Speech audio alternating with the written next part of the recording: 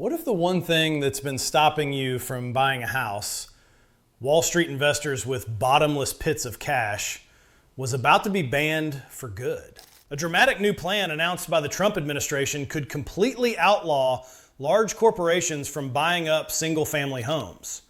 Now, this isn't just some minor policy tweak. This is a potential declaration of war on the institutions that have been pricing you right out of the market. But here's what no one is talking about yet, and it's the part that decides whether this actually helps buyers or makes things worse. And by the end of this video, you'll know whether this headline actually helps you or just shifts the problem somewhere else. For years, if you've tried to buy a home, you know the frustration. It's a soul-crushing cycle.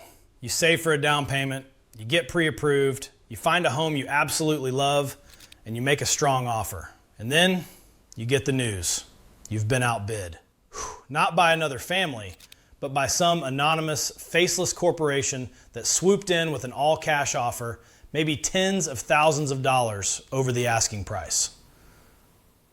You never really stood a chance. This has become the reality of the modern housing market. It's the American dream versus pure corporate greed. Homeownership has always been the bedrock of building wealth and stability in this country.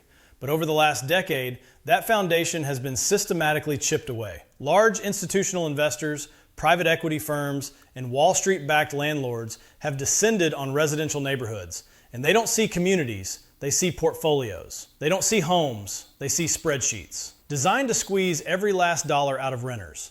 And that's exactly why what happened this week caught Wall Street completely off guard. And the recent economic environment just poured gasoline on the fire. When mortgage rates are high, it sidelines normal buyers who need a loan.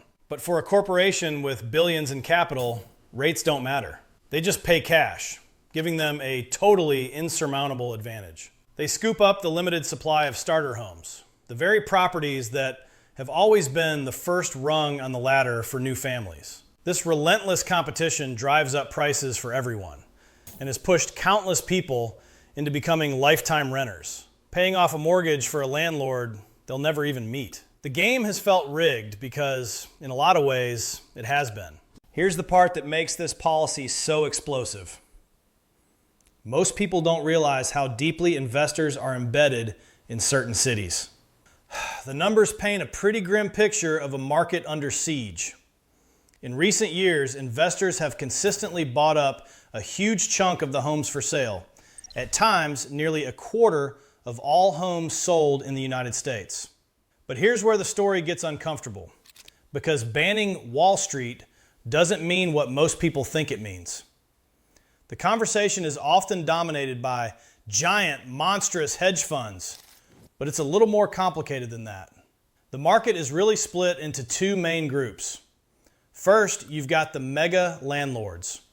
These are the big institutional players, often defined as firms owning over 1,000 homes. While they get all the headlines, some estimates put their national ownership at just a few percent of the total housing stock. But that national average hides the concentrated pain. In specific neighborhoods and cities, their presence is overwhelming. In some parts of Atlanta, for example, institutional ownership has become a massive force, completely distorting the local market. A study from the Federal Reserve Bank of Atlanta even noted that this kind of corporate buying can drive up property values, pricing out local buyers. The second and much larger group is a whole army of small to medium investors. These are individuals or smaller companies that own just a handful of properties. In fact, these smaller players account for the vast majority of investor-owned homes in the country. So while the Wall Street giants are a huge part of the problem, they're really just the tip of the iceberg. The combined effect of all this is a market where first-time buyers are constantly getting squeezed. It means fewer homes for sale, crazy high prices, and a growing sense of hopelessness. You're not just competing with your neighbors anymore, you're competing with global capital, and that's a fight most people just can't win. But what if all of that is about to change? On January 7, 2026, in a move that shocked the financial and real estate worlds, President Donald Trump made a stunning announcement on social media. He declared he is taking immediate steps to ban large institutional investors from buying more single-family homes, sending a clear message that homes are for people, not corporations. He also said he will call on Congress to make that ban permanent law. If this goes through, it wouldn't just affect buyers, it could force billions of dollars in housing assets to change hands. This announcement reframes the housing crisis as a direct result of corporate predation, a story that hits home for millions who feel completely locked out of the market. This move is the first major step in what the administration teased back on December 17th, 2025, as one of the most aggressive housing reform plans in American history. The stated goal is to tackle the affordability crisis head on. The announcement was quickly praised by supportive Republican lawmakers who soon announced their intent to introduce legislation to codify the ban into law. The news sent immediate shockwaves through the market, rattling the stocks of major single-family rental companies like Invitation Homes and American Homes for Rent. This is where most housing solutions quietly fall apart. The devil, as always, is in the details, and a lot of them are still up in the air. The announcement specifically targets large institutional investors, but the administration hasn't given a clear definition of what large means. Does it apply to companies with over 1,000 homes, like some bills have suggested, or is it a different number? That definition will be everything in determining the real-world impact. As for the process, the president can likely take some immediate actions through executive orders, but for a permanent sweeping ban, he'll need Congress to pass a law. That sets the stage for a major political battle. While some Republicans have voiced support, many Democrats have pointed out that they've proposed similar bills in the past only to be blocked. This could become a rare moment of bipartisan action, or it could just dissolve into a political stalemate. The administration has signaled that more information is coming. President Trump stated that he'll discuss the proposal and other affordability plans in more detail during a speech at the World Economic Forum in Davos in 2 weeks. So we have a timeline for when we might get some answers. The entire real estate world will be watching to see how this powerful what if starts to become a reality. If you're finding this helpful, make sure you're subscribed, because the details of how this gets enforced matter more than the headline. And here's where this gets complicated. Depending on how this is written, this ban could either unlock supply or accidentally make renting even more expensive. The potential outcomes are complicated, with good arguments on both sides. Let's start with the bull case, the argument for why this is the solution we've been waiting for. By taking the wealthiest all-cash buyers out of the game, you immediately level the playing field for ordinary families. The home that would have been snapped up in a bidding war with a hedge fund is now available for a regular buyer with a mortgage. This could instantly free up inventory in the most cutthroat markets. In fact, a study in the Netherlands found that when cities banned investors from turning homes into rentals, the number of first-time buyers shot up.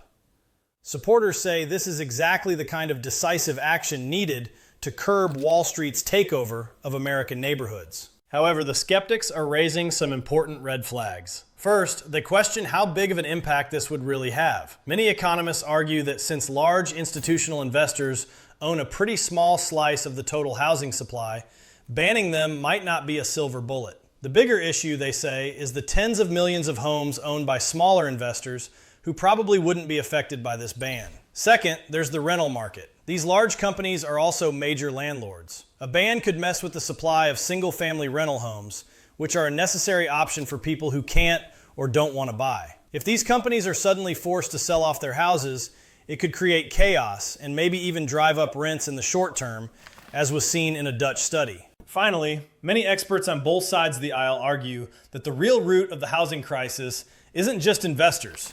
It's a chronic, decades-long shortage of homes. They say that unless we build more housing, we're just rearranging the deck chairs. This is why other parts of the administration's plan, like proposals to ease zoning laws, are so critical. What we're seeing is a seismic shift in policy. For the first time, a concrete plan is on the table to directly take on the corporate takeover of family homes. It's a bold, populist idea that pits the dream of the individual home buyer against the portfolios of Wall Street giants. This policy is a direct answer to the millions of Americans who feel like the game is rigged. It offers a powerful and temptingly simple solution. Get the corporations out and let the people in. But the housing market is a complex machine, and the true impact of a ban like this is far from certain. It could be the key that finally unlocks the door to home ownership for a new generation, or it could just be a political headline that doesn't solve the underlying supply crisis. The next few weeks, as we learn more from Davos, will be pivotal. But for now, one thing is clear. The fight for the American home has officially begun.